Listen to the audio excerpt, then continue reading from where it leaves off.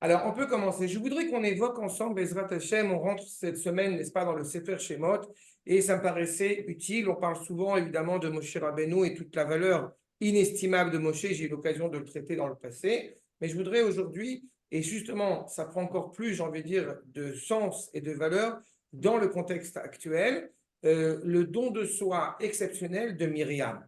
Pas, cette sœur encore une fois, qui n'est pas seulement la sœur de Aaron et la sœur de Moshe, mais qui est une identité à part entière. D'abord, rappelons-nous évidemment que Myriam, elle vient de la tribu des Lévis, pas des Lévi'im. C'est très important ce point, avant même de rentrer dans le texte, soyons conscients qui est Lévi. Lévi, comme son nom l'indique, c'est l'accompagnateur, les lavotes. La tribu des Lévi'im, elle accompagne le peuple. C'est la troisième tribu, n'est-ce pas? Shimon, Réhouven, Shimon et Lévi. Dans la littérature traditionnelle, Maharal notamment, eh bien, évidemment, le chiffre 3 est rattaché à l'unité. Je ne suis pas en train de dire que 3 c'est 1 et que nous sommes dans la Trinité, que Dieu préserve, mais évidemment, comme d'habitude, ces chrétiens nous ont tout plagié, et notamment sur ce point-là. Nous avons trois patriarches qui sont évidemment l'expression de l'unité d'Akadosh Baruch Hu. Et donc, effectivement, la tribu des Lévim, elle a ce privilège-là. Elle est encore une fois, fils de Léa. Elle accompagne le peuple dans toutes ses péripéties. Mais justement, les Lévim, comme vous le savez, ont un rôle qui est prédéterminé de perdurer l'expression de sainteté, de perdurer la valeur de la Torah transmise oralement depuis les patriarches, jusqu'à Moshe qui lui-même, bien évidemment, est issu de la tribu des Lévi'im. Parce que il pourrait y avoir une similitude, j'ai envie de dire, entre le fait que la Torah se transmettrait de bouche de Lévi à bouche de druide, n'est-ce pas? Mais qu'en réalité, comme la potion magique, mais en réalité, il y a une nuance essentielle, c'est que si la potion magique, évidemment, se transmettrait à des initiés qui appartiendraient à la caste noble des druides, disons, ce n'est pas le cas pour la Torah. Ils sont en réalité le bouclier pour assurer cet enseignement de la parole d'Akadosh Baruch Hu à tout le peuple à travers les générations. Mais donc, ils l'accompagnent dans ces moments de joie et aussi dans ces moments difficiles, dans ces moments douloureux. Ce qui est inscrit déjà en Égypte. Quand nous descendons en Égypte, il y a une sorte de mise à part de cette tribu des Lévi'im qui va être dispensée justement d'être esclave en Égypte. On va voir exactement, regardez d'abord ce que nous dit la source numéro 1, le Chizkouni, le Rav Chizkouni. D'accord? Mipnema, zachu shifto shel Levi, liot chofshi mishi'abud Mitzrayim. Déjà, on pose la question, le Rav, pourquoi eh bien, la tribu de Lévi a-t-elle été libérée, n'est-ce pas, de cet esclavage en Égypte? Et la réponse que, justement, nous fournissent les Rachamim, quand, évidemment, les Égyptiens ont mis en esclavage le peuple juif de manière générale, le pharaon, dans le Midrash, il est abondamment raconté que le pharaon, pour essayer d'attirer les citoyens égyptiens de confession israélite à participer à cet esclavage, eh bien, s'est mis lui-même dans cette situation, encore une fois, de fidélité à la construction du royaume d'Égypte, et par là même, ceux qui voulaient montrer preuve de fidélité à l'empereur, au pharaon égyptien, eh bien, participer à ces activités. Ah, il a mis les habits du peuple.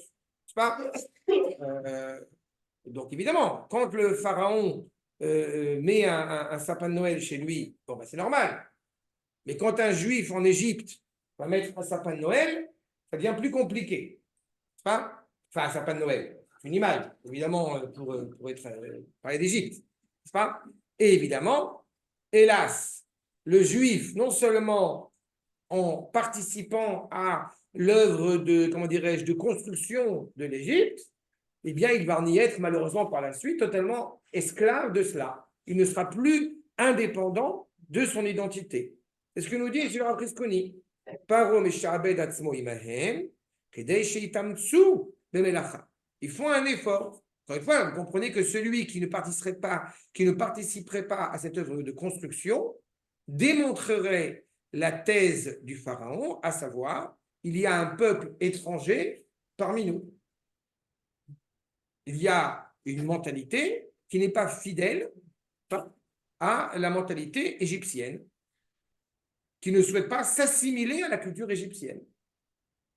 Kedershinan, Befarech, Beperach. Perach, il parle avec douceur, on se rappelle de la Avodat Parech, qui est un travail qui n'était pas à la hauteur de l'homme comme de la femme hébraïque, mais le sens que vont nous donner en premier lieu les maîtres, c'est l'idée qu'effectivement il va parler, j'ai envie de dire, il fait de la politique.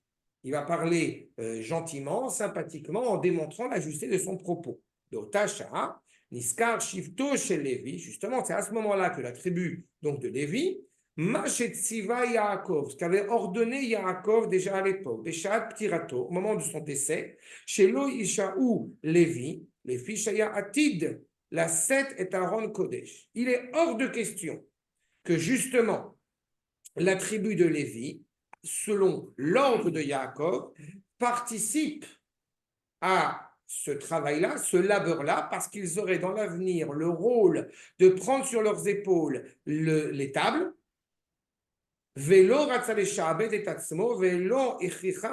C'était clair, une règle était définie, que cette tribu-là eh bien, ne serait pas en esclavage auprès du pharaon, dans les champs, pour ne pas porter préjudice, pour ne pas souiller leur travail futur. Je me permettrai d'ajouter qu'en réalité, le pharaon les a, oui, rendus esclaves, mais esclaves au sein de la cour. Ils n'avaient pas de dur labeur en dehors, mais ils avaient malgré tout un dur labeur, encore une fois, dans cette volonté d'humilier cette frange de la population.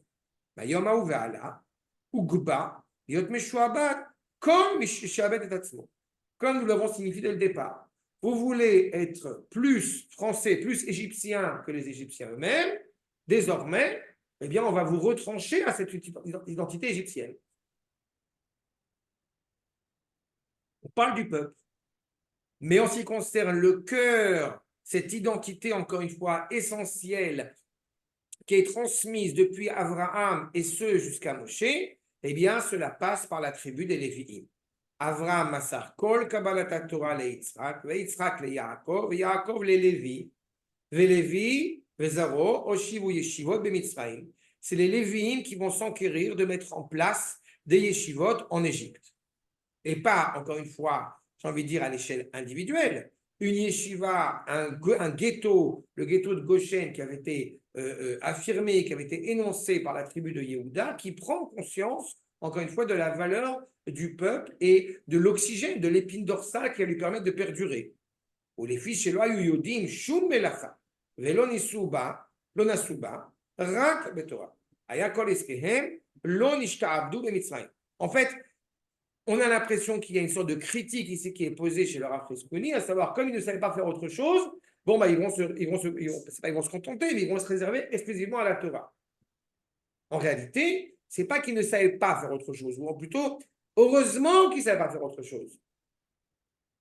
Pour se réserver à cette tâche, encore une fois, qui est exclusive. Vous avez dans le traité de Megillah une expression qui est appelée batlanim. Batlanim, si on le comprend dans le mauvais sens du terme, ça veut dire paresseux. Mais le commentaire dans le traité de Megillah nous dit quoi?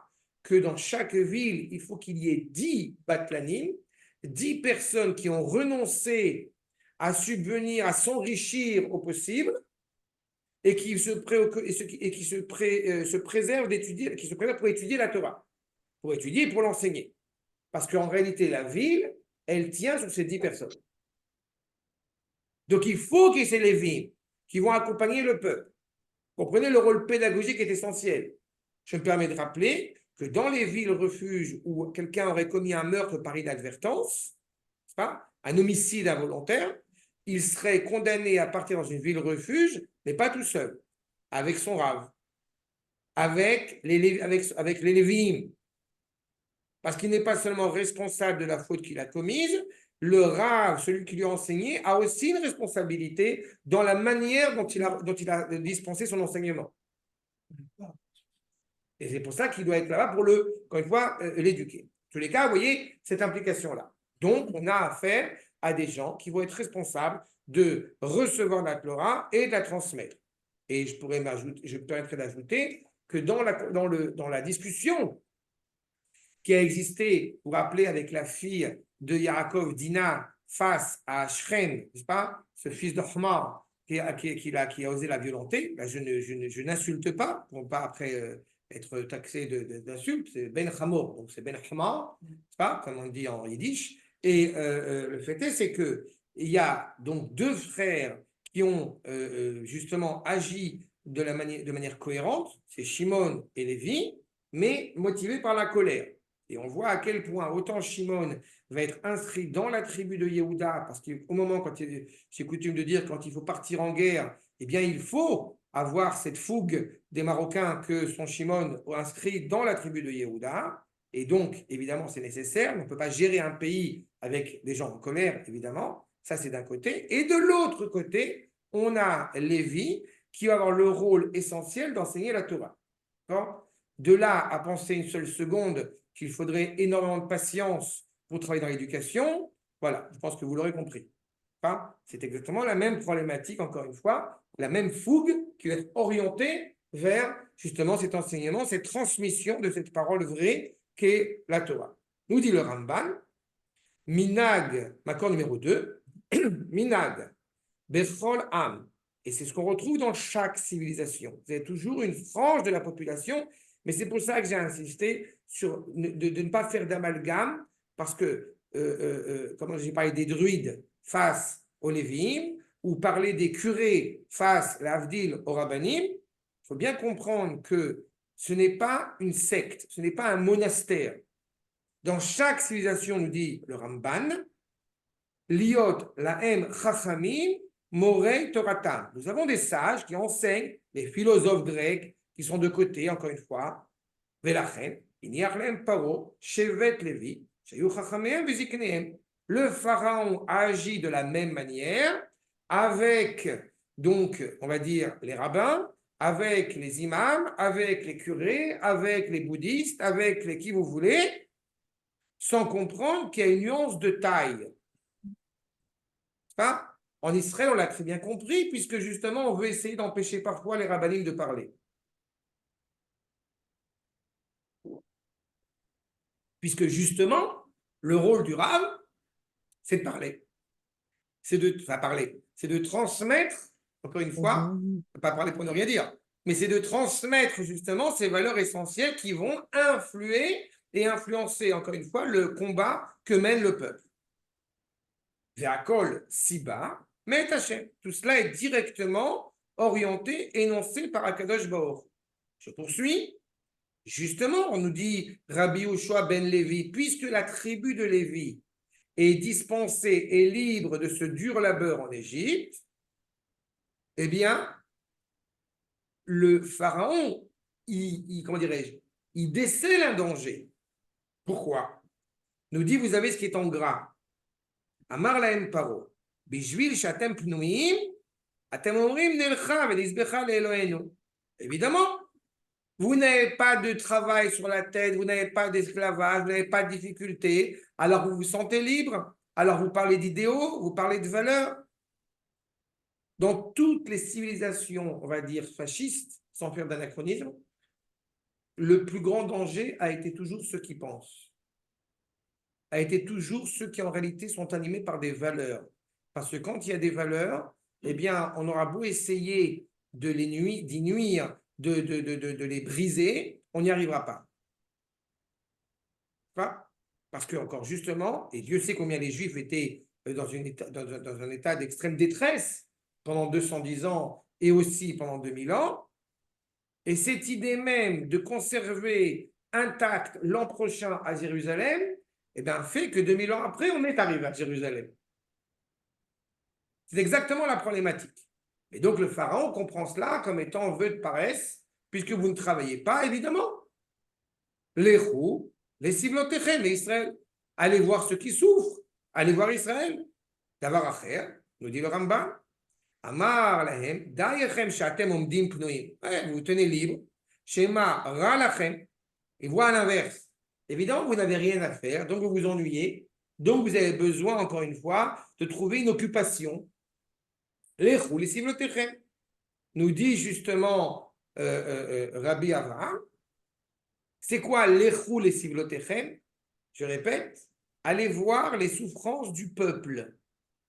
Et quand vous allez voir le peuple qui souffre, eh bien, vous allez dans la retenue, vous allez arrêter de parler, vous allez arrêter d'essayer, encore une fois, d'amener le peuple à quelque chose auquel il n'est pas prêt.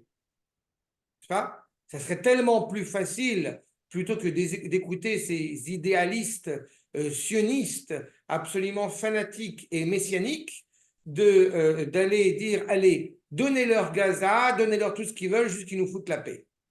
Ça serait tellement plus facile peut-être à entendre pour certains, mais non. J'ai encore dit à quelqu'un qui était d'extrême gauche cette semaine, une discussion très intéressante où j'ai eu l'opportunité de lui dire que j'étais d'accord avec lui, que moi aussi je pensais qu'il fallait rendre tous les territoires. Voilà. Donc vous voyez, on était d'accord. Sauf que je lui ai dit qu'il fallait rendre tous les territoires du fleuve de l'Euphrate au fleuve du Sinaï. Puisque ce sont tous des territoires occupés, donc évidemment, il faut tous les rendre. Et je sais qu'on va les rendre, je sais qu'ils vont être rendus, Bezrat Hashem. De la manière que je sais pertinemment, j'y étais encore hier, que nous allons, Bezrat Hashem, très prochainement balayer sur l'esplanade des mosquées. Pas Amen. Voilà. Enfin, l'esplanade des mosquées. On fera balayer. Dans une, ce n'est même pas une mosquée, puisque vous savez qu'il ne prie pas dedans. Bref, je vais faire la parenthèse. Archa, nous dit le Rambam, l'accord numéro 3. Tout cela, c'est encore une fois en introduction à Myriam. Ne croyez pas que je suis en pleine digression, je suis en plein dedans. Parce que quand on a compris la tribu des Lévim, on comprend comment est-ce que va sortir une femme aussi exceptionnelle que Myriam.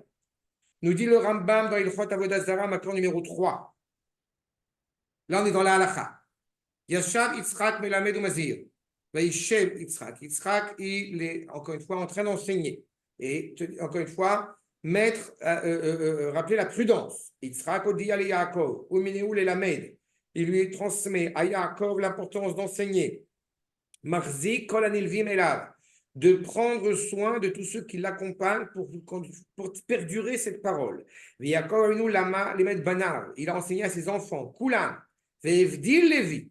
Et il a distingué la tribu de Lévi. Umineu Rosh. Et il l'a nommé à la tête. Ve'oshivo Beyeshiva. Et la mettre derech Hashem belishmor mitzvat Avraham. Il lui a enseigné la mitzvah, encore une fois, de poursuivre le cheminement tenu déjà par Avraham, la connaissance d'Akadosh Baruch Hu pour toutes les générations à venir, j'ajouterai. Comprenez bien, quand on parle de Torah, on ne parle pas d'un texte. On parle d'arriver à tenir authentique, vrai, la parole tenue par Akadosh Baruch Hu à Avraham, encore plus quand la prophétie a disparu. Vetsiva et Bana, donc il ordonne à ses enfants de ne pas arrêter ses enfants de Lévi, encore une fois, pour que la Torah ne soit pas oubliée. Toujours dans cette même optique. C'est très important parce que j'évoquais tout à l'heure Yerushalayim. Vous vous rendez compte que pendant 2000 ans, on a dit l'an prochain à Jérusalem. On n'a pas dit l'an prochain à Jérusalem Ouest, mais pas Jérusalem Est, mais Kenyon Malcha, mais pas Gantanak. Non, Jérusalem. C'est là. Justement, cette parole ne doit pas être oubliée. Jérusalem, c'était Sion, c'était Jérusalem. C'est la même chose. Pareil. C'est la même chose, mais de deux visions, de deux regards différents. Et je vais te dire même plus que ça, quand on dit l'an prochain à Yerushalayim, en réalité, c'est en Eretz Israël. Parce que le Talmud Yerushalmi, il n'y a pas une seule ligne qui a été écrite à Jérusalem. Tout est écrit à Tibériade. Ah, pardon, le Talmud de Palestine. Ah les Juifs, ça, on est rentré à la maison. Encore une fois, tout cela se poursuit. On est passé d'une famille, comme vous le savez, qui connaissait Akadosh Baruch Hu, à un peuple tout entier qui, grâce aux Lévi'im, perdure sa connaissance, son lien étroit avec Akadosh Baruch Hu.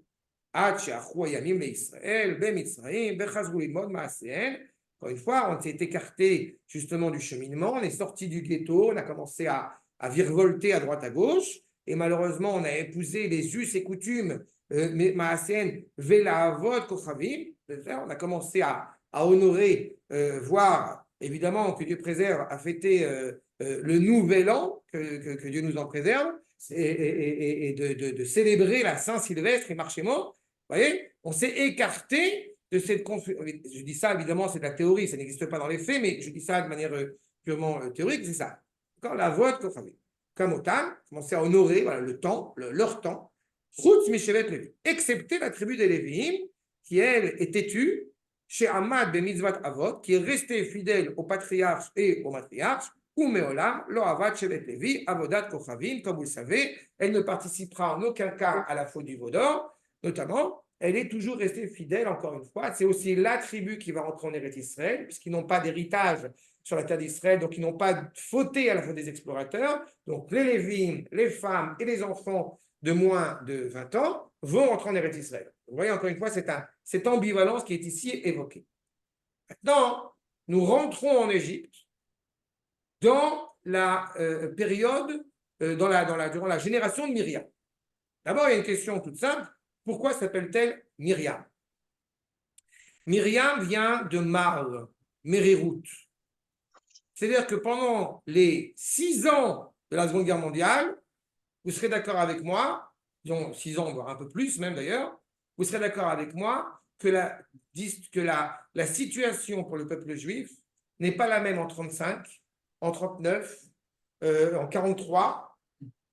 Enfin, il y a un moment qu'on peut appeler le paroxysme de je ne sais pas, 40, 42, après Wannsee, quoi, 41, Wannsee. Il y a un moment où on assiste au summum, au paroxysme de la souffrance pour notre peuple. Pas? Il y a fait. Eh bien, dans le même contexte, et là, je me permets de dire que je ne fais pas d'extrapolation, puisque l'Égypte, comment dirais-je, l'Allemagne n'a rien envié à l'Égypte au niveau des souffrances qu'elle a infligées, évidemment, au peuple juif et aux enfants en particulier. Eh bien, Myriam naît dans cette période des 86 ans les plus douloureux parmi les 210 ans de notre descente en Égypte. Elle naît dans cette période-là. Nous dit le Midrash, accord numéro 4. Justement, sur les premiers versets de notre paracha, Vaïler Ish Mibet Lévi. On comprend déjà ce qui est sous-jacent maintenant en disant un garçon, un homme de la maison, de la famille des Lévi'im. Ceux qui gardent de manière secrète, sous-jacente, cohérente, la force de l'appartenance au patriarche et au matriarche. On est en plein milieu de la guerre froide en Russie et vous avez une poignée d'hommes qui continuent sous le manteau à enseigner l'hébreu, enseigner la Torah et à continuer à faire un certain nombre de choses. Ils ont même une kippa dans la poche. Ça, c'est Ish Mibet Lévi. On est là, on ne bouge pas. Dans cette réalité-là, nous dit le Midrash, Vetaha Isha Veteled Bat. Elle va enfanter une fille. Vetikra et Shma Miriam. Beyamim Ahem Achelu Amitzrim le Marer Chaye Bnei Israël. C'est en ces jours-ci que les Égyptiens se sont montrés particulièrement cruels à l'égard des enfants d'Israël. Donc Myriam. Vetar Od Veteled Ben Vetikrat Shmo Aaron. Et premier fils, donc Aaron. Qui beyeme Eriona, Echel Parol Ishpoch Zechorehem Arza, Umehem Lashlich Beyeor. Puisque justement, Aaron, rattaché donc à la grossesse, à l'idée même de la grossesse, qui pourrait s'avérer tragique, puisque, hélas, on va commencer à tuer les premiers-nés et les balancer dans le Nil. C'est dans ce contexte-là que Myriam, eh bien, va évoluer, va grandir. Et donc, elle a 6 ans à la naissance de Moshe. Ce qui va être derrière cela. Mais cependant, rentrons dans les versets justement qui vont animer notre paracha et la présence justement de Yocheved, leur mère, et Myriam.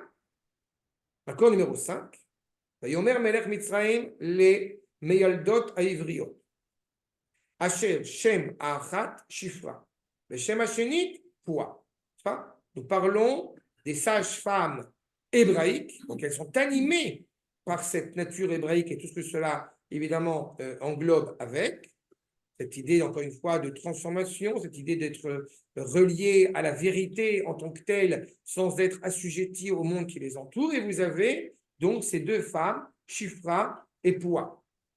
Vayomer, Beyaldechen et Taïvriot. Au moment où vous allez donner vie, donc, eh bien, à ces bébés, Ureiten ala Avanim, Imben, Hu, Veimiten Oto, Veimbat, Hu, Echaya.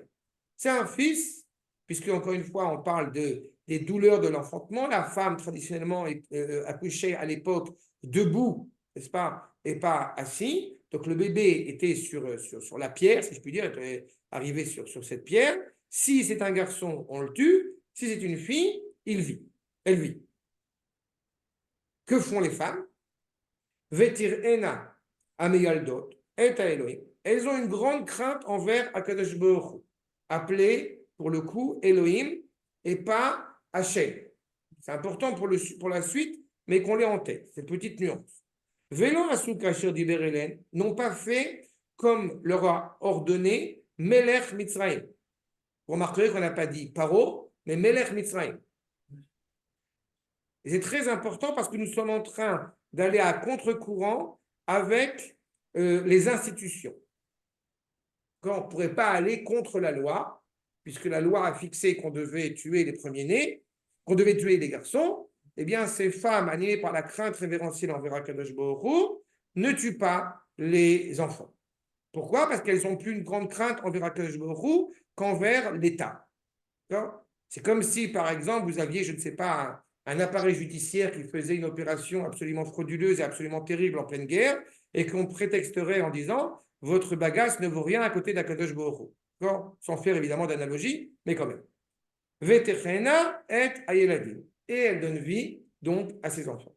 Vaïtev Elohim, Akadosh Baruch Hu, donc véhiculé selon l'ordre de la nature, selon la dimension du Créateur, Elohim, eh bien, va non seulement comment dirais-je, congratuler, plus que congratuler, bénir ces femmes, Vaïtev Elohim le mialdot,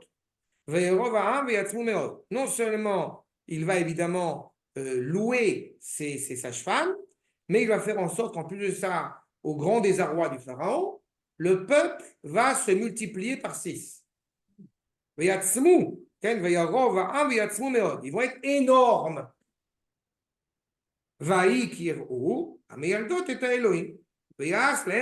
Et grâce à la crainte révérentielle de ces sages-femmes, eh bien, Akadosh Baruch Hu va leur construire des maisons, si je traduis littéralement.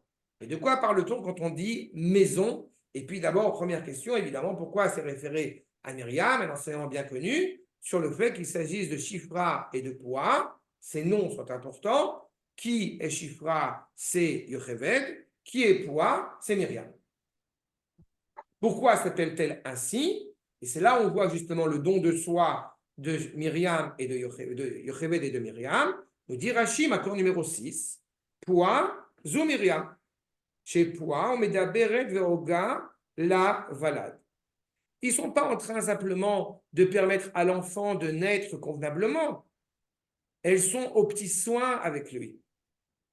Il y a la couverture, il y a on lui parle, il y a on est en train de le protéger. Elles ont fait bien plus. C'est pas seulement elles ont récusé les ordres du pharaon, elles ont fait exactement l'inverse.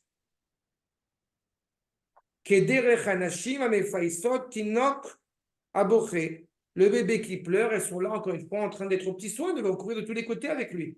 C'est le sens même de Poua.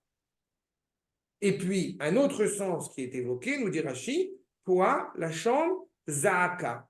C'est aussi, justement, une prière tournée vers Akadosh Baruch Hu. Elles sont totalement, encore une fois, presque indifférentes, alors que Dieu sait que ce n'est pas évident, à l'ordre du Pharaon, tout cela pour, encore une fois, être profondément rattaché au lien qui nous rattache à Akadosh Baruch Hu. Et allons plus loin. Elles avaient encore une fois la possibilité simplement de permettre à ces enfants de naître sans ajouter, j'en dirais un peu plus. C'est comme je racontais à quelqu'un il n'y a pas longtemps sur le fait que il y a une mitzvah pour un père de famille qui est de nourrir, d'habiller ses enfants, et de leur enseigner la Torah. Ça, c'est la mitzvah. Maintenant, il n'y a pas de mitzvah, a priori, je dis, de raconter une histoire à ses enfants avant de se coucher, de les embrasser, de leur dire qu'on les aime. Donc, si effectivement mes enfants ont des vêtements, ils sont nourris et je leur enseigne la Torah, c'est bon, je suis réglé. Mais je parle en tant que père de famille. Je ne connais pas un père de famille digne de ce nom qui s'est contenté de dire non, non, c'est bon, je t'ai donné ton argent de poche, je t'ai donné ton truc, vas-y, fous à la paix. C'est pas? Et ben, c'est un peu la même chose. C'est-à-dire que ces femmes ne sont pas contentées simplement de dire, de permettre la naissance qui naissait quasiment de manière, en plus sans douleur et toute seule, mais en plus de ça, elles s'y sont préoccupées, ce qui montre encore une fois, non seulement eh bien, un sérieux dans leur comportement, mais une dévotion sans borne. Nous dit le Rav Kook, justement, Makor numéro 7, Tovaraya, Yesh Lomar, Shayu Mutarim, Shelo Limzor Nafsham. Il leur était tout à fait permis de ne pas risquer leur vie à un tel point. Chez Isha, Karkaola, et Kitshu, Shem Shamayim, ils ont sanctifié le nom d'Akash Baruch Afilu Beshev et Altaase. Ils ont fait plus, encore une fois, le fait de ne pas enfreindre un commandement. Ils ont accru justement ce don de soi pour certifier, pour garantir la vie de l'enfant. Il n'était pas obligé, si ce n'est de ne pas, encore une fois, le faire mourir, cet enfant. Aval, ils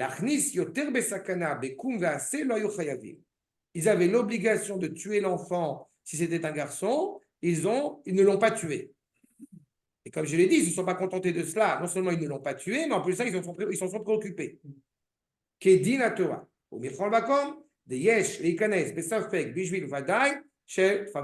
Il est évident que vous savez pertinemment que quand il y a un danger, alors il y a une mitzvah de pikuach nefesh, c'est-à-dire qu'évidemment, on évite de mettre la vie en danger, mais pour le coup, s'il y a un doute que la vie est en danger, on enfreint malgré tout. Vaut mieux être certain que la personne, elle ne va pas être en danger tout court, que de laisser le doute, encore une fois, comment dirais-je, rôder, si jamais effectivement et le bébé est en danger. Donc elles s'en sont préoccupées, encore une fois, profondément. Est-ce qu'il n'y avait que 2 sages-femmes? Eh bien, il est évident qu'il y ait beaucoup plus que 2 sages-femmes pour donner vie à autant de jeunes mères. Et pourtant, c'est elles qu'on met en évidence. Pourquoi on les met en évidence? Parce qu'évidemment, leur souffle, leur manière d'agir a été prépondérante, a été d'une grande influence pédagogique sur toutes les sages-femmes. Mais là encore, on pourrait se contenter de dire oui, mais dans le passé, les femmes étaient mieux, etc. Non, non, non, non, non. On ne vit pas sur un petit nuage. On sait pertinemment que dans le peuple, nous avons des personnes qui sont particulièrement élevées spirituellement et d'autres qui le sont peut-être un peu moins. Mais il y a une émulation naturelle. Cette émulation naturelle qui est motivée par ces 2 sages-femmes. Regardez ce que nous dit le Natsiv. Macron numéro 8. Okay. Il n'y avait pas que 2 seules, encore une fois, sages-femmes. Et la kol ameyaldot, elles avaient toute la crainte du châtiment qui pourrait leur être infligé, j'ai envie de dire, Beyede Shamaim par Akash Baruch Hu, sur le fait d'avoir commis un meurtre, d'avoir tué un bébé. Ou Mashenke, Ketiv et Elohim. Et c'est là où on voit effectivement qu'il n'y a pas écrit qu'il y avait une crainte envers Yudke Vavke, envers Hachem, mais envers Elohim. Il est possible, encore une fois, que parmi les gens qui sont présents, certains n'ont peur que du châtiment. Vous savez que quand on parle de la crainte traditionnellement, on a plusieurs niveaux. On a la crainte du châtiment, on a la crainte de la faute en elle-même, et on a la crainte qu'on appelle révérentielle. La crainte révérentielle, c'est que je craindrais de porter préjudice, de décevoir le roi. Ça, c'est évidemment le niveau le plus élevé. Mais même celui qui a peur du châtiment, même si ce n'est pas forcément la crainte la plus optimale à laquelle nous aspirons, on ne peut pas la mépriser non plus, on ne peut pas la déprécier non plus. Pas tout le monde a eu le privilège d'étudier les maîtres à travers la génération. Sinon, on fait une faculté de judaïsme, on ne fait pas un peuple. Donc, dans le peuple, il y a toutes sortes de gens. Mais ce qui est certain, et c'est pour ça que le dit le Natsil, Velo ketiv et Hashem, chez l'Okulan et les madrigazo. Pas tout le monde est arrivé à cette dimension-là. D'accord? Ah, il pleut, la prochaine note? Voilà. D'accord? Maintenant, ce qui est certain, c'est qu'en résultante de ce don de soi exceptionnel et l'influence qu'ont eu ces deux femmes, et comprenez, quand je dis ces deux femmes, vous avez en tête que Myriam était particulièrement jeune. Pas, puisqu'on a dit, c'est dans le même contexte. Est-ce qu'elle a réellement 6 ans ou non? A priori, oui, puisque Moshe n'est pas encore né. Donc, elle est suffisamment jeune et à la hauteur d'affronter ce terrible pharaon. Le fait est, c'est qu'en résultant de cela, sorte plus qu'une récompense d'ailleurs, eh bien, nous avons en accord numéro 9, le Malbim, qui rappelle qu'effectivement, Paro, qui a très bien compris évidemment, Evin a aimé, chez l'oimitoye l'a dit, mais pnei Hashem. Il a très bien compris qu'elles n'ont pas, et c'est pour ça que c'est répété 2 fois, c'est-à-dire que si nous on a compris, on peut supposer que le pharaon a très bien compris aussi. Il est suffisamment pourri, mais quand même intelligent. Le fait est, c'est qu'effectivement, il a bien compris qu'elles avaient une crainte envers Akadosh Baruch Hu, et que par conséquent, elles ne souhaitaient pas faire du mal à ses enfants. Et évidemment, Akadosh Baruch Hu, qui, manœuvre l'histoire, est le seul qui a pu garantir qu'elles ne seraient pas mises en danger malgré leur révolte, malgré leur rébellion contre le roi. Donc même ça, c'est un miracle.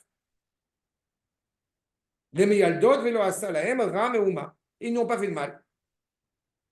C'est comme si on devait avoir une attaque du nord et du sud, et que pour 1000 et une raisons, et ben ça n'a touché que le sud. D'accord? Alors, la réponse, la raison officielle, c'est que Nasrallah et Marché Mauvais Défaut avaient un mal de tête, avaient une angine ou avaient je sais pas, une migraine ce jour-là, et qu'on lui souhaite évidemment tout le bonheur du monde dans le monde futur, pas qu'il crève, quoi. Mais vous savez pertinemment que derrière cela, évidemment, il y a une providence divine.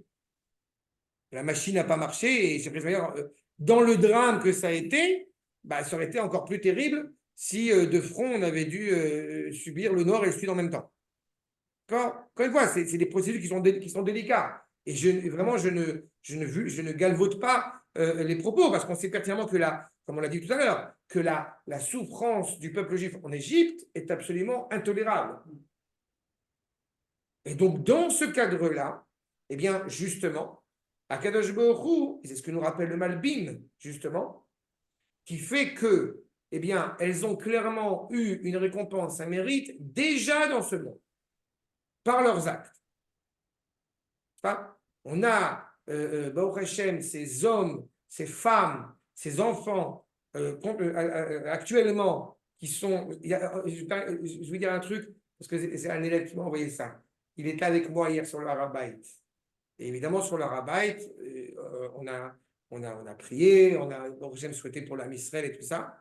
Et dans la journée même, il y avait donc le numéro 2, Hashem, qui est bien tombé ou qui est bien. Et l'élève m'a envoyé le message. C'est impressionnant. Alors, je n'ai pas cette prétention, mais il a trouvé que c'était un lien de causalité. C'est impressionnant, comme les prières que j'ai pu faire sur le Harabait, eh bien, hop, elles se réalisent. D'accord? Alors, je n'ai pas cette prétention, mais j'avoue que ça fait plaisir. J'avoue franchement que ça fait plaisir de prier pour les soldats, pour l'âme Israël sur le Harabait, voilà, là où il est papa directement à la maison, et dans la journée, on entend cette nouvelle absolument exceptionnelle. D'accord? Mais encore une fois, c'est ce qui est en train d'être évoqué ici. Cette récompense, ce don de soi de Myriam et de Yocheved et de Myriam, pour être dans l'ordre par rapport évidemment à la mère, va les louer à l'échelle du peuple tout entier. À cela va nous dire Rashi justement, puisqu'il y a des maisons, s'il y a des maisons, donc c'est au minimum 2, il y a cela une bâtime. Qu'est-ce que c'est que ces maisons? D'accord? Accord numéro 10. Vous avez Rashi? Très bien. Que nous rappelle Rashi? Bate keuna velevia vemalchut. Vous avez en réaction à ce don de soi qui est exceptionnel, eh bien le mérite que de l'une va sortir la maison, si je puis dire, de la Keuna, de ceux qui vont servir dans le Beth Amikdash pour l'éternité. Yocheved a pour fils Aaron. Et vous avez de l'autre côté la ratification de la royauté d'Israël, d'être attaché à la royauté d'Israël. Puisque qui va être l'époux de Myriam? Caleb ben Yefouné, donc de la tribu de Yehuda. Donc on a ces deux écoles, encore une fois, qui sont assurées. Batei Keuna Velevia ou Malchut, chez Kerouim, Batim. Pourquoi elles se sont appelées des maisons? On va y revenir. En tous les cas, le fait est, c'est qu'effectivement, Akadosh Baruch Hu, eh bien, il construit sa maison à la fois pour, j'ai envie de dire, à la fois à la verticale que à l'horizontale, que à la fois au niveau du culte qui lui est directement réservé et à la fois dans son expression horizontale à l'échelle de la royauté. Arshab, regardez ce que nous dit le Maharal, Makor numéro 11, justement. Pourquoi des maisons? Pourquoi c'est appelé ainsi quand on veut dire qu'effectivement, j'ajoute que Veyas la Batim, vous comprenez que l'Asot, c'est un processus. Ça veut dire qu'on sait pertinemment qu'un acte bénéfique de don de soi qui a pu être encouru, qui a pu être pratiqué par, j'ai envie de dire, par un juif, le résultat n'est pas forcément immédiat à l'échelle du peuple, mais il est certain qu'il a une implication extraordinaire. Peu importe le temps que ça va prendre. C'est ça le Olam HaAsiya. C'est un long processus. D'accord? Mais justement, pourquoi des bâtiments? Nous dit Gourarié, c'est le Maharal qui, je rappelle, a fait une encyclopédie de tous les rachis de la Torah. Et il les explique et il les développe, qui montre bien encore une fois la concision et la profondeur de ce que dit Rashi. Le Maharal nous dit comme cela. Vayar les fiches à Bait, Kolel Arbe. Quand on parle d'une maison, une maison, ce n'est pas 4 murs. Une maison, c'est ce qui va se passer à l'intérieur de cette maison. La maison, elle englobe beaucoup de choses. Ish ou Beito dans un couple, quand on parle de Ish ou Beito, qui est Beito? L'épouse. Donc on sait pertinemment que, ne serait-ce qu'à ce titre-là, sans faire comment de féminisme frelaté, on sait pertinemment que quand on dit sa femme, sa maison, il faudrait être crétin pour considérer que sa femme, c'est une maison à 4 murs. On sait pertinemment ce que ça représente.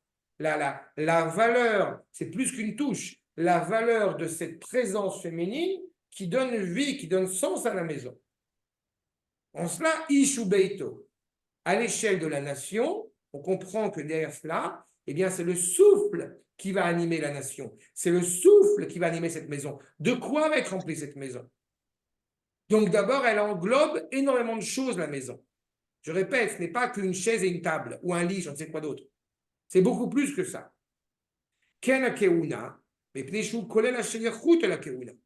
Justement, on parle de la keuna, ce qu'elle englobe. Elle englobe énormément de choses. Le centre même, l'épine dorsale de la nation hébraïque, animée par la sainteté. VM, Akohanim, Bnei Aaron, les fils de Aaron et aussi les Lévim. Et la Malchut, Vechen la Malchut Nikra Bait, Mipnei Shu Kolel Imo, Asher Hu Molech Alehem, et Kulam Nichalim Bo. N'oublions pas que quand on parle, et c'est pour ça aussi que je suis souvent prudent dans le rapport que j'ai, même dans la critique que je pourrais avoir à l'égard du gouvernement actuel, quel qu'il soit, d'ailleurs de droite, de gauche, peu importe, parce que, qu'on le veuille ou qu'on ne le veuille pas, quand ce roi, en l'occurrence, je vous rappelle la différence entre Melech et Moshel, le roi est choisi par le peuple. Il doit rester par la suite, mais il est choisi par le peuple, ce qu'on appelle Melech. C'est le représentant de l'entité politique. Alors que Moshel, eh bien, ne nécessite pas la volonté du peuple à le reconnaître comme tel. C'est plus un dictateur à ce niveau-là. Exactement. Le Melech est reconnu par le peuple. Et par conséquent, qu'on l'accepte ou qu'on n'accepte pas, quand on veut parler de Bibi Netanyahu, que ce soit un bon Premier ministre ou pas un Premier ministre, qu'on ait une critique sur lui ou non, sur lui, et donc, je répète, sur la Knesset dans son entité, eh bien, ce n'est pas notre problème. Il représente à l'heure actuelle l'État d'Israël, vraiment. Enfin, pas de Herzog qui a un rôle plus représentatif, mais il est, encore une fois, quand on parle de Bibi, on parle de l'État d'Israël. Certains voudraient faire une distinction entre le Premier ministre actuel et ce que pense une partie du peuple. Mais je m'en fous. Le peuple, encore une fois, a nommé Bibi à sa tête. Donc, il y a une implication, encore une fois, fondamentale quand on va parler du Premier ministre. Et c'est en cela où, effectivement, le Beit Melucha, le Beit Malchut, implique toute l'entité que représente, encore une fois, le peuple. Et je répète, ça n'a rien à voir avec la qualité du Premier ministre actuel. À partir du moment où il a été choisi par le peuple, il a cette valeur, encore une fois, globale, qui est englobée par le peuple. En cela, il est appelé Beit Hamelech. Et, de manière plus générale et plus optimale et plus idéale, c'est aussi la stabilité. Puisqu'a priori, si effectivement on a un roi descendant de David et que ses enfants n'ayant pas fauté, eh bien, il y a la continuité pour l'éternité, encore une fois, de cette royauté. De la manière que pour la Keuna, eh bien, il en est de même. On ne pourrait pas, David Benita ne pourrait pas rentrer au cœur de la mosquée, même actuellement, puisque je serais condamné puisque je ne suis pas Cohen et je ne suis pas à la hauteur je ne suis vraiment pas approprié à rentrer dans ce qu'on appelle le Kodesh Kodashim. Donc, encore une fois, cette notion de Beit, qui est quelque chose qui n'est pas, justement, pas une tente, n'est-ce pas? On savait que le Mishkan, par exemple, était temps ponctuel, alors que le Beit Hamikdash, évidemment, est fixé et à ce sens-là. Dans ce contexte-là, dans ce don de soi qu'effectivement a montré Myriam, parce que je reste encore une fois sur la personnalité de Myriam, nous assistons à un événement dramatique. Quel est-il? Vu les décrets absolument terribles qu'a fixé le pharaon, le chef, j'ai envie de dire, le Rosh Hassanedrin, le grand maître Amram, je rappelle, père de Myriam, mari de Yocheved, eh bien, se sépare de sa femme. Pourquoi se sépare-t-il de sa femme? Parce que, vu les décrets atroces, vu les souffrances qu'on nous inflige, eh bien, ça ne sert à rien de continuer à entretenir une vie de famille et de mettre au monde des enfants, puisque de toute façon, ils vont tous mourir. C'est la conséquence de la rébellion de Myriam et du pharaon. C'est pas la conséquence, mais il a essayé, le pharaon, de tout faire en sorte pour éviter qu'effectivement, eh bien, le peuple juif perdure. Et donc, eh ben, son plan ne marche pas. Pas et les goïms, à travers les siècles, eh bien, ont une stratégie assez intéressante, dois-je dire. Si ça ne marche pas avec la cruauté, eh bien, on va utiliser un peu plus de cruauté. Bon. Loin de moi de penser évidemment que les goïms ont été cruels pendant 2000 ans. Ça, c'est pas du tout évidemment. Heureusement que nous sommes là, nous les fascistes aujourd'hui, les nazis, pour être les colonisateurs, dominateurs et sûrs d'eux-mêmes, pour combler ce manque de cruauté parmi les nations qui ont le droit de nous donner des leçons de morale. Je vais faire la parenthèse. Mais en tous les cas, c'est ce qui s'est passé malheureusement. Ce n'est pas en réaction à. De toute façon, ce serait, voilà, qui s'appelle Pharaon, qui s'appelle Isabelle la catholique, qui s'appelle Hitler, c'est la même chose. D'accord? Mais le fait est, c'est qu'en réaction à cela, Amram, eh bien, donne l'ordre, d'une certaine manière, et encore une fois, selon la halakha, j'ai envie de dire, il aurait raison. L'esprit rationnel, on est en train de nous tuer, on est en train d'essayer d'avancer, entamer une grossesse, c'est mettre la femme en danger, on doit fuir, j'en sais rien. Donc, a priori, je dis selon l'esprit rationnel, il pourrait avoir raison. Mais Myriam, eh bien, pense autrement. Myriam ne le voit pas de la même, ne voit pas de la même manière. En cela, vous avez accord numéro 12, ce midrash qui nous est livré, qui je trouve est exceptionnel dans le contexte et, j'ai envie de dire, avec la force, encore une fois, de la jeune Myriam, de se présenter devant tous ces grands maîtres qui sont exceptionnels, et les grands maîtres, aussi exceptionnels soient-ils, qui sont suffisamment humbles pour être capable d'entendre ce que cette jeune fille est en train de dire. On a quelque chose vraiment d'impressionnant. Et encore une fois, un grand maître est justement capable d'être à l'écoute du propos qui est tenu, sans orgueil mal placé. Regardez ce que nous dit le Midrash. Beshashi Gazar Paro. Donc, au moment où effectivement le pharaon a fixé, Kol ben ayelud ayora tashlicheu. Vous le balancez, n'est-ce pas, dans le Nil. Kevan Shama Amram, comme Amram a entendu cela, eh bien, Ken ou Beidino Beotasha Gazrou, donc le palais de justice, l'autorité que représente Amram, Gazrou, Ve Manou Israël, Mipria Urvia. Ils disent au peuple juif de ne plus faire d'enfants, de s'empêcher désormais, et c'est en cela où je parle de divorce.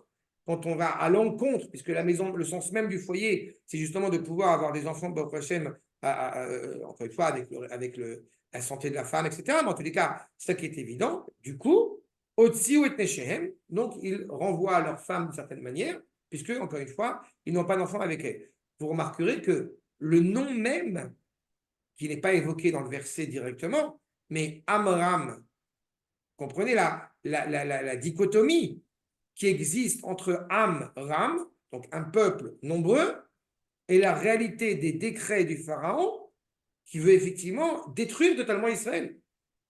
Donc tout ce pourquoi j'existe, à savoir forger un peuple riche au demeurant, parce que justement ils ont des grandes familles, on a ce type qui essaye de couper la racine. Donc, on va arrêter ça. Et Neshe Ami, Tegershu mi Betanugia.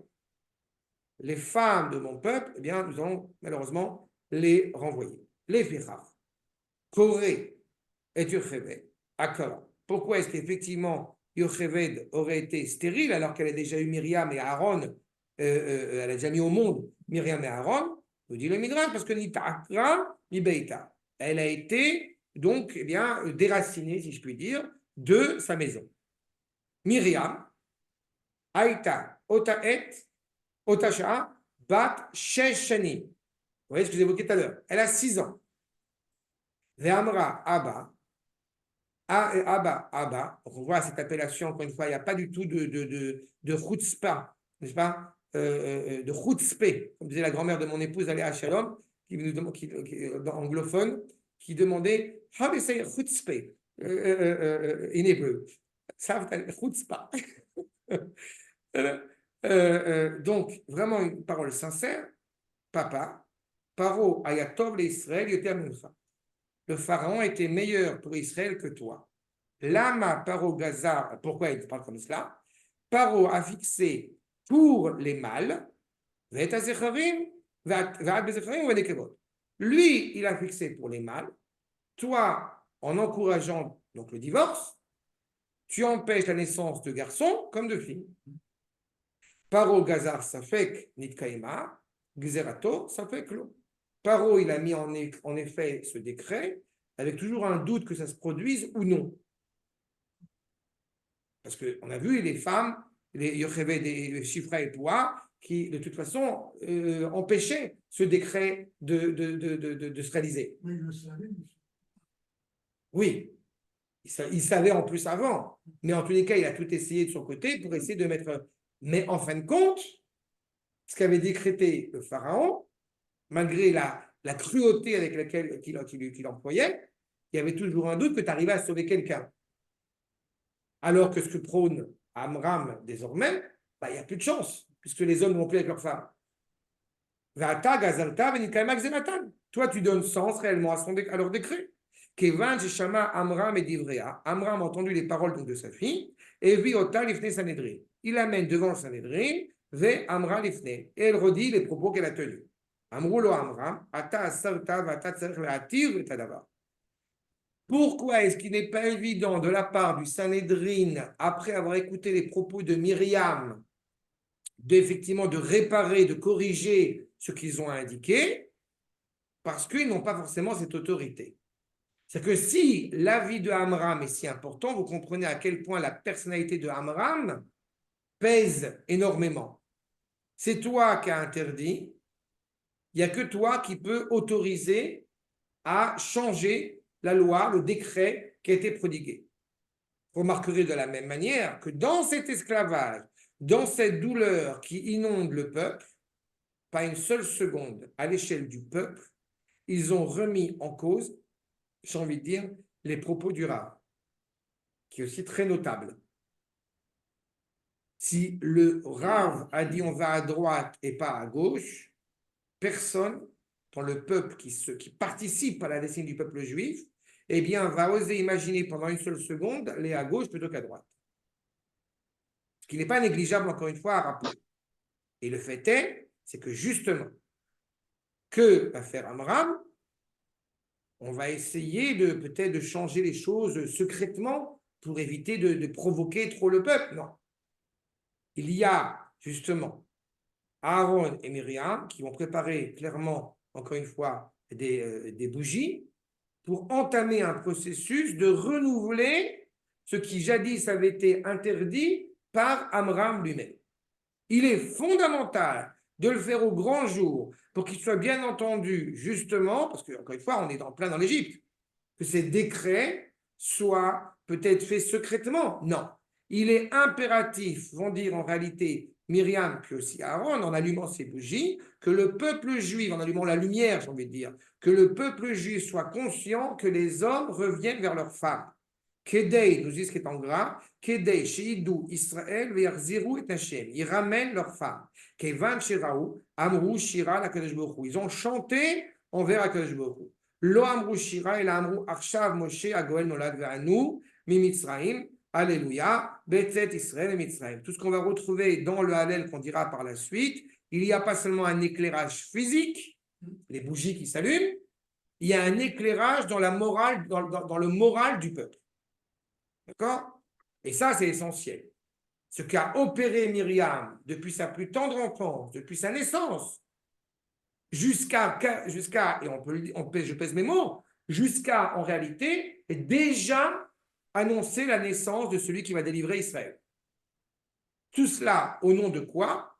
Au nom de cette confiance irrémédiable, indéfectible, irréversible envers Akadosh Baruch Hu et envers le processus qui est en place. C'est la valeur même de Myriam qu'elle va savoir insuffler à toutes les femmes qui vont être par la suite, qui vont arriver après elle. D'accord? Poursuivant. Donc, Moshe, quand il va naître, ce n'est pas un cours sur Moshe, c'est pour ça que je ne me suis pas réservé à prendre Moshe. Moshe va naître, nous savons qu'il y a de la lumière, n'est-ce pas, qui va inonder le foyer. Vous comprenez maintenant d'où provient cette lumière. Elle était déjà anticipée par le geste même de Myriam, puis de Aaron. Et puis, 3 mois après, puisque Moshe était né, n'est-ce pas, prématuré, donc 3 mois après, on le retrouve dans le Nil, et Myriam s'enquiert de se tenir près du Nil pour voir ce qui va devenir de Moshe, a priori. Vous avez Makor numéro 13, n'est-ce pas, les versets suivants. Vatitsav, Vatitatsav, pardon, Achoto, Merachok. Elle se tient loin. Les Déa, Ma Yaaselo. Qu'est-ce qui va se passer, n'est-ce pas, pour Moshe? Vous comprenez pourquoi est-ce que Myriam peut être aussi proche du Nil, alors que c'est quand même là où il y a les ministres et les gens royaux qui sont présents. Et je vous rappelle ce que j'ai annoncé dès le départ. La tribu des Lévi'im est travaillée dans le palais. Par conséquent, quand les Lévi'im sont présents autour du Nil, eh bien, ça ne pose de problème à personne. D'accord? J'aurais presque envie de dire que s'il y avait eu, à l'inverse, des pyjamas bleu rayés à côté du Nil, ça aurait été plus problématique. D'accord? Mais là, non, parce que Myriam, elle travaille dans le palais, donc elle est à distance suffisamment, pas trop loin et pas trop près, pour pouvoir se permettre de s'approcher du Nil. Va terrer de Bat-Paro, et donc la fille du pharaon, eh bien, descend. Pourquoi? Les Chotz à la Yehor, c'est pas pour se baigner dans le Nil. Pourquoi elle va-t-elle se baigner dans le Nil? Pour prier. D'accord? L'Avdil, elle fait Avdalot, elle essaie d'avoir des enfants, ça ne marche pas, elle va chez Rabbi Shimon. D'accord?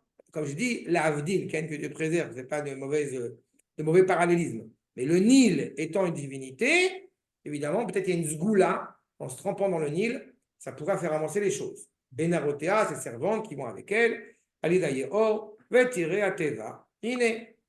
Vous voyez ce qui se passe? Batia, pas Bitia, qui, je rappelle, se convertira par la suite au judaïsme et montera en Israël avec tout le peuple. On voit à quel point c'est une grande dame, puisque Akadosh Baruch Hu a entendu ses prières.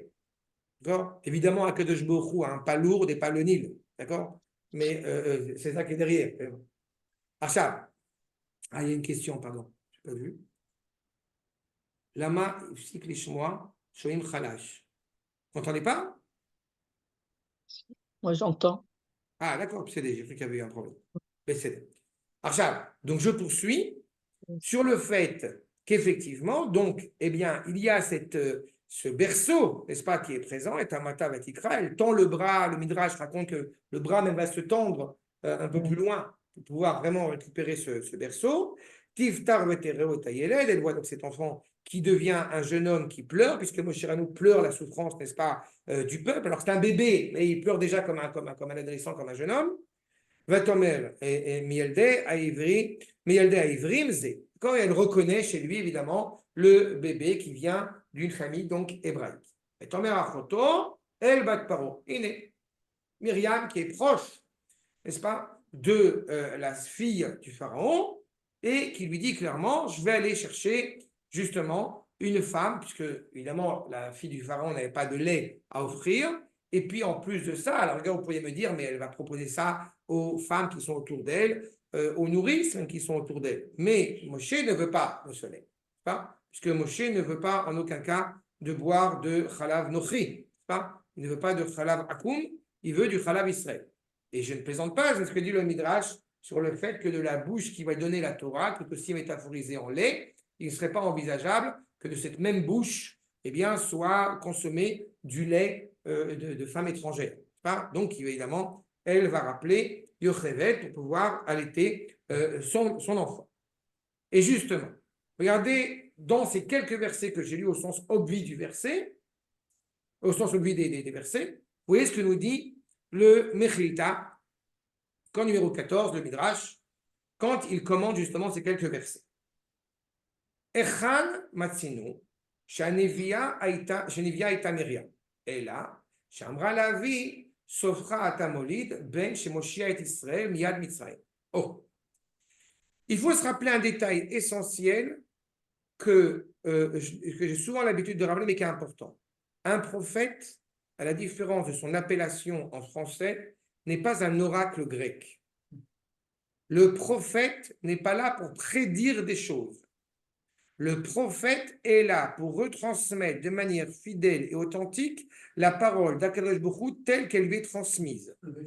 C'est un vecteur. Un vecteur qui a un sens, qui a une valeur en tant que tel, mais c'est un vecteur.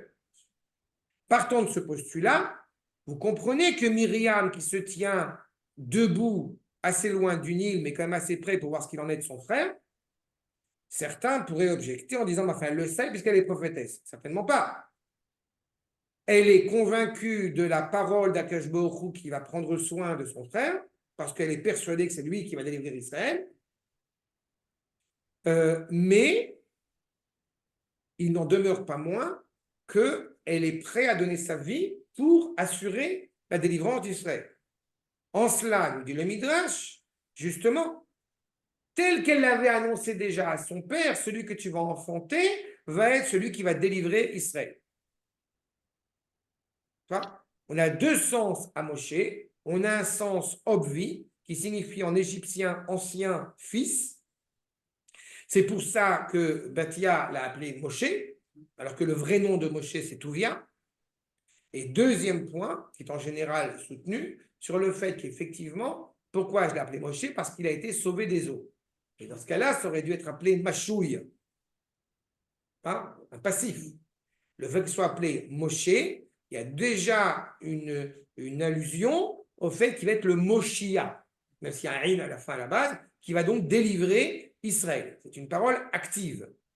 Et c'est exactement ce que nous dit justement, eh bien, ici le Midrash. Echan, ce que vous avez en gras, Echan nevuatecha, veoda mechazeket benevuata, shenemar vetetse vachota mirachot.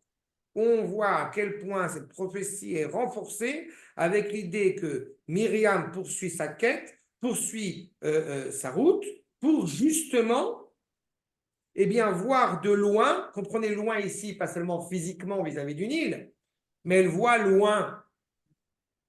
Elle anticipe déjà tout le processus qui est en place. Maya selo, venyetziva et la nevoa. On n'a pas de sens plus authentique de la prophétie, justement, que d'évoquer Vatetatsav, c'est-à-dire la stabilité. Elle se tient debout. Et se tenir debout, ça veut dire quoi? Ça veut dire, au sens justement de cette expérience prophétique, nous savons que nous y arriverons. M'a dit ce même juif que j'évoquais tout à l'heure, qui était plutôt de gauche, semble-t-il, eh bien, m'a dit à la fin de notre discussion, ce qui m'a touché d'ailleurs, c'est qu'il m'a dit, je suis très admiratif de la émouna que tu as. Ça m'a fait beaucoup rire, j'étais content. Ça veut dire, parce que je vais évidemment évoquer l'idée que ça prendra 100 ans, 200 ans, c'est demain, c'est après-demain, mais évidemment, nous allons faire tout un ensemble de processus qui sont déjà assurés dans le peuple. Mais c'est douloureux et c'est difficile quand on le vit, encore une fois, au quotidien avec tous les prismes que nous vivons.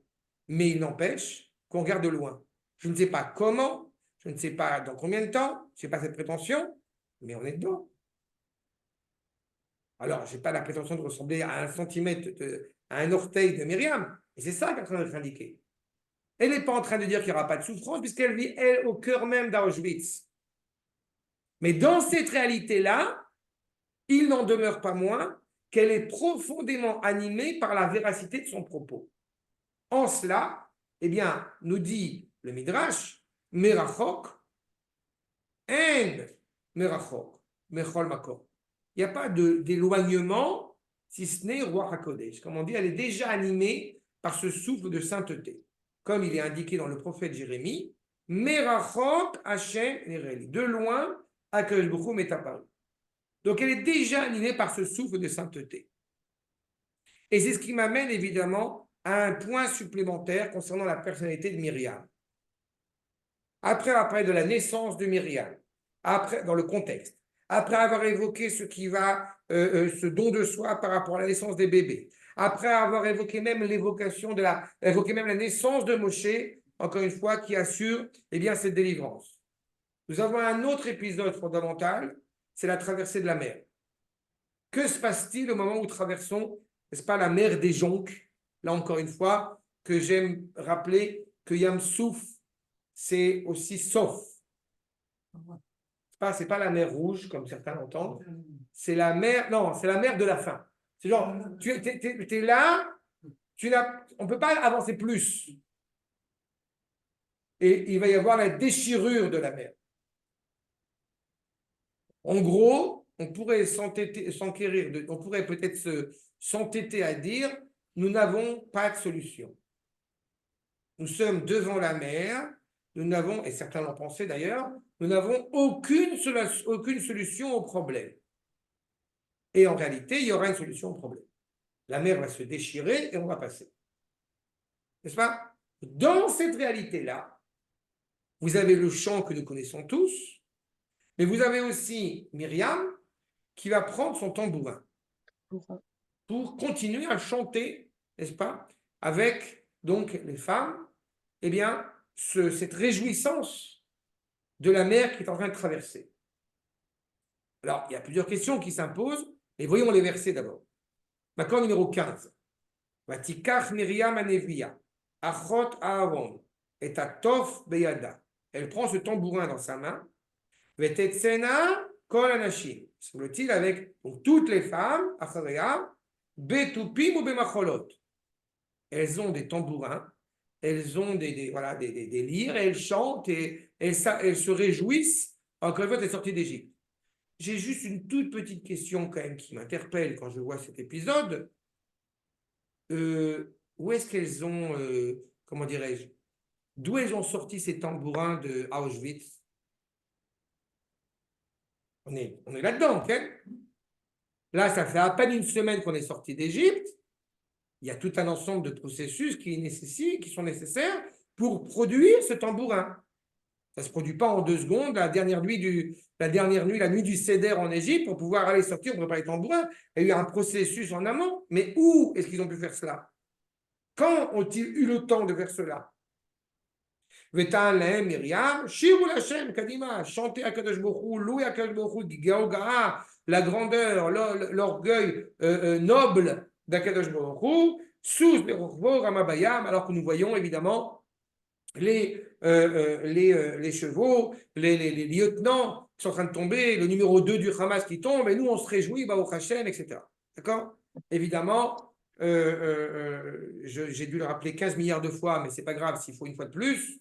À ceux qui comme d'habitude, taxeront l'idée comment on peut se réjouir alors que qu'on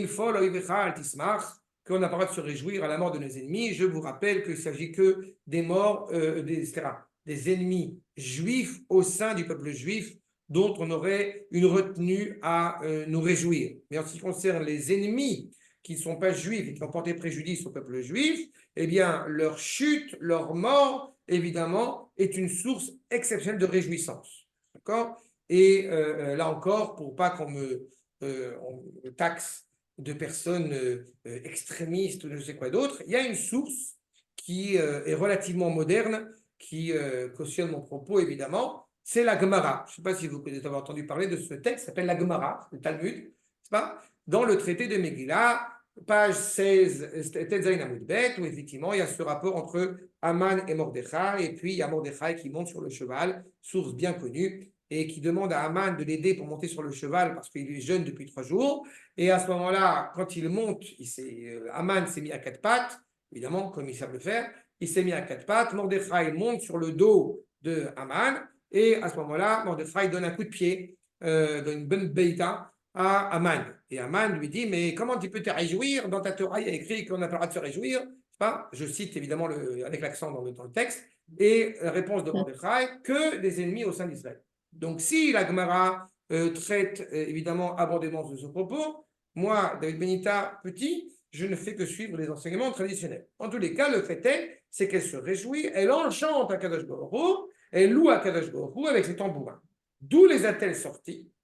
Nous dit Makor numéro 16, Psika de Rabati, Minain Ayu Lahem le Israël, Tupim ou Macholot Bamidbar. D'où elles avaient cela? Et là, Atzadikim Ayu Muftachim Beyodim, c'est juste, eh bien, était assuré avec confiance que Akadosh Baruch Hu, Oselahem Nissim Vekvurot, était conscient, était convaincu qu'Akadosh Baruch Hu, eh bien, allait opérer des grands actes de bravoure, des miracles, encore une fois, jusqu'à leur sortie d'Égypte. Qu'a fait Myriam en Égypte?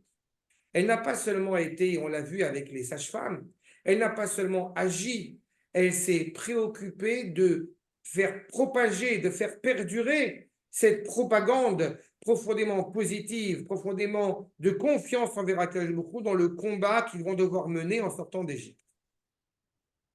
Elle assume pleinement cette propagande sioniste. Ça, c'est Myriam. D'accord?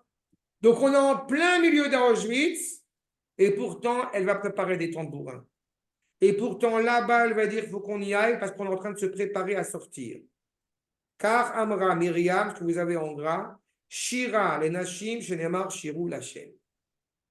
Comme j'ai parlé d'émulation tout à l'heure. Son influence, encore une fois, sur le peuple, sur les femmes pour commencer, est exceptionnelle.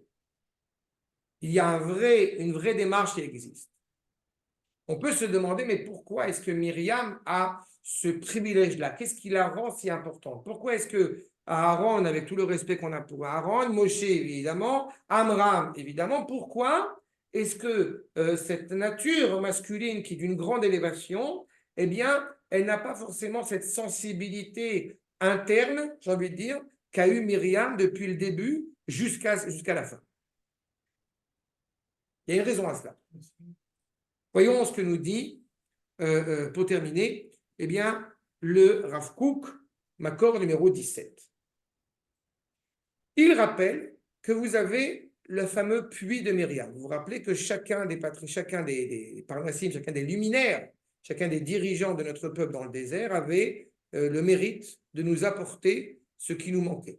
Enfin, Aaron, évidemment, le Masgan, Moshe, la manne, et Myriam, l'eau. Et quand on parle d'un puits, puisque nous avons bougé dans le désert, c'est qu'on avait trouvé à chaque fois un point d'eau grâce à Myriam.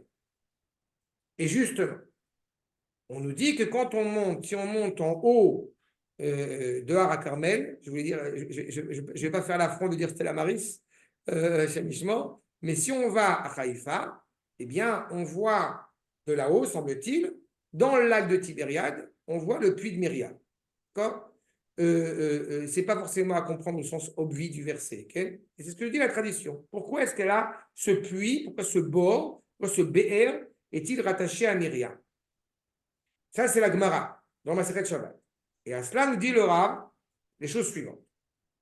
Dor Amidbar, cette génération du désert, ou Ador Shekal Bekirbo, et Koach Haruchani Shel Israël, les Kol Pratam Atzor Kol Adorot. Toute la génération de la délivrance que nous vivons est déjà inscrite, est déjà inclue dans cette génération du désert qui va rencontrer Akadosh Baruch Hu, Dor Dea. Cette génération qui a une connaissance exceptionnelle, un lien exceptionnel avec Akadosh Baruch Hu, puisqu'elle a le privilège de sortir d'Égypte et de rencontrer Akadosh Baruch Hu, n'est-ce pas, au Sinaï. Eh bien, elle inclut déjà toutes les générations, y compris surtout la génération de la délivrance. Isod Achaim Aelionim, Anovim Miomka Shel Torah. Comme on a dit, le fondement même, puisque la Torah est souvent dite de manière allégorique, comparée à l'eau, pas? Donc quelque chose de supérieur, encore une fois, qui sort du puits de la Torah, d'un puits inépuisable de cette Torah. Alors, Inam Sfunim Bayam Agadol. Tous les secrets, encore une fois, celui qui pourrait avoir la prétention de dire c'est bon, je connais toute la Torah, eh bien, je l'encourage à aller prendre un seau et d'aller vider la mer. D'accord? S'il arrive à vider la mer, eh bien, j'accepterai son propos de dire c'est bon, je connais toute la Torah. D'accord? Dans le cas inverse, eh bien, c'est simplement de l'orgueil. Évidemment, ça arrive. D'accord? Il y a des gens qui sont un peu orgueilleux. Dans tous les cas, il y a Madoraita. La mer, c'est absolument exceptionnel. Ayotse, Migana Sechel Elion. Pourquoi est-ce que la Torah est aussi infinie, est aussi impressionnante? C'est parce que la Torah, elle est produite par un esprit infini.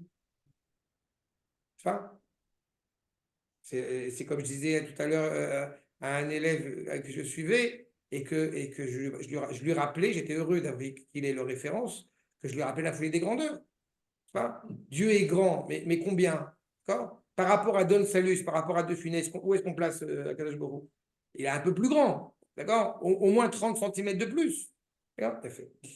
Makor HaChochma ve Amada Baruch Hu. D'accord? C'est la raison même de la sagesse, la raison même, encore une fois, de toutes les sciences, quelles qu'elles soient. Omnam, de puiser pour rassasier la soif du peuple, la soif de chaque cœur, la sbir tsimaon kolle, tsimaon, la soif de chaque cœur, liot chash ou margish, de ressentir, de percevoir, ki im kishuro atsum begdushatan shel Israël. La seule manière pour nous d'être au moins rattachés un petit peu à la grandeur de la Torah, c'est d'être rattachés profondément à la sainteté d'Israël. Al-Yedei, Kedushat Hashem Yitbarach avec Torato à Kedosha. Tu veux comprendre la grandeur de la Torah, la seule manière, c'est de rattacher au peuple juif et sa sainteté, de te rattacher à la Torah, de te rattacher à Kadosh Baruch Hu. C'est la seule voie possible pour comprendre encore une fois à quel point, eh bien, nous avons ce privilège d'être qui nous sommes. Zeutaloui, Bekoach Regesh. Pour cela, évidemment, il faut une très grande sensibilité, une très belle sensibilité et animée par la pureté. Regesh Taor, comme il est indiqué. Alors justement, ce Regesh Taor, ce sentiment pur, ce sentiment élevé, okay, et animé en sainteté, Shalpiv, c'est selon lui qui va être construit le lien avec Israël, les Tsoram, Vegoalam, les Torah Kedusha, pour les amener justement à être rattachés au rocher, okay, les Tsuram, pour attacher à leur patriarche, à la délivrance, à la Torah. Ze aregesh ou gadol vatsum ache en sof en tachlit. Il est tellement grand qu'on est conscient qu'on a affaire, comme je le disais, à un puits inépuisable. Ce sentiment profond qui nous anime, eh bien, il est produit par la femme de manière générale et d'autant plus par Myriam, par son appartenance à la tribu des Lévi'im. Et pourquoi la femme? Je le rappelle, et c'est toujours important de l'avoir en tête, le mot em est la même racine que emuna est la même racine que uma. La emuna, la confiance indéfectible envers Akadosh Baruch Hu, a transcendé nos mères, nos épouses, nos femmes depuis la nuit des temps, j'ai envie de dire, et jusqu'à la nuit des temps. Je rappelle par la même occasion, comme je le disais, les Lévim sont rentrés en Eretz Israël, n'ont pas fauté à la faute des explorateurs. Les femmes sont rentrées en Eretz Israël et n'ont pas participé à la faute des explorateurs, ni à la faute du Vaudor d'ailleurs. Donc Myriam, d'autant plus, est animée par cela. De voir le puits de Myriam, c'est de voir l'eau inépuisable, encore une fois, qui nous rattache à la sainteté d'Israël, à la sainteté infinie, encore une fois, de la Torah, d'Akadosh Baruch Hu et de l'Israël. Makor Regesh, nous dit le Rav Kook. La racine, puisque encore une fois, cette même femme qui a influé toutes les autres femmes autour d'elle. Makor Regesh Atahor, Veschut, Orashto Lanu, Midor Amidbar. On a hérité de cela de la génération du désert qui elle-même, cette génération, elle l'a reçue directement de Myriam, qui a été parsemée, encore une fois, par Myriam, qui, encore une fois, insufflait cette Torah vivante, Moracha Keilat Yaakov. Torah Tzivalanu Moshe, Moracha Keilat Yaakov. Dira le Midrash, ne dit pas patrimoine, Moracha, mais Meoreset, fiancé. Fiancé, c'est ce lien, encore une fois, inaltérable, indéfectible, qui relie un jeune homme à sa jeune femme. Et nous dit Laura, I Srutash et Myriam. C'est le mérite de Myriam. Et c'est exactement ce qui incombe, ce qui était notable chez justement la dimension féminine, à savoir, nous dit le Rav Kook, Aïcha, Alula, il est Itaron Arigesh. C'est une valeur très importante, cette valeur du Regesh. Olefi Godel Ma'alata Aelahit, et plus ce Regesh, évidemment, plus cette sensibilité est rattachée à Akadosh Baruch Hu, qui est le cas de Myriam, Ireuya leised be'Israël et isod aregesh à Israël. Doit-on louer la sensibilité ou au contraire la condamner? On est toujours confronté à ces civilisations qui ont mis en évidence, si je puis dire, l'intelligence émotionnelle ou qui au contraire l'ont condamnée. Eh bien, nous disons quoi? L'intelligence émotionnelle doit être encore une fois louée quand elle est à sa juste mesure, c'est-à-dire rattachée indéfectiblement à Akadosh Baruch Hu, à l'expression de sainteté, qui est prodiguée, donc je répète, par Myriam. Et j'ai presque de la peine à vous le dire, mais Myriam, au-delà de ses inclinaisons de départ, comme on l'a dit, elle est née dans une période d'une extrême souffrance. Qu'est-ce qui se passe dans notre peuple? Avec tout, encore une fois, le privilège et le bonheur d'assister à la génération de la Géoula. C'est quand même impressionnant ce qui se passe dans notre peuple actuellement. Et je répète, j'ai peine à le dire, que ça se développe, ces vertus exceptionnelles, dans une période de souffrance. À part quelques énergumènes, évidemment, mais il y en a très peu. Et évidemment, il y a quelque chose qu'il faut conserver, qu'il faut donner sens, pas une simple exaltation, pas qu'une simple sensibilité. Mais il est certain qu'elle s'inscrit dans cette intelligence émotionnelle de la Neshama, de l'âme de la nation hébraïque, que nous puisons justement de Myriam. Et c'est pour ça que le Rav n'est pas en train de parler de la sensibilité de n'importe laquelle. Shiomnam. Et non que Shakol Aregashot chez Mekoram, ou Istar ou Talev. On a le cœur qui palpite, on est animé par une tempête de sensibilité. Cette sensibilité particulière qu'on trouve dans l'expression de sainteté et particulièrement chez Myriam, elle n'est pas comparable à toutes les expériences de sensibilité, toutes les expressions sensibles. Aujourd'hui, quand on est dans une génération, si vous pleurez, c'est que vous avez raison. D'accord? On n'est pas dans une pièce de théâtre, on n'est pas dans une tragédie grecque. On est dans quelque chose de profondément, encore une fois, inscrit dans cette sensibilité, encore une fois.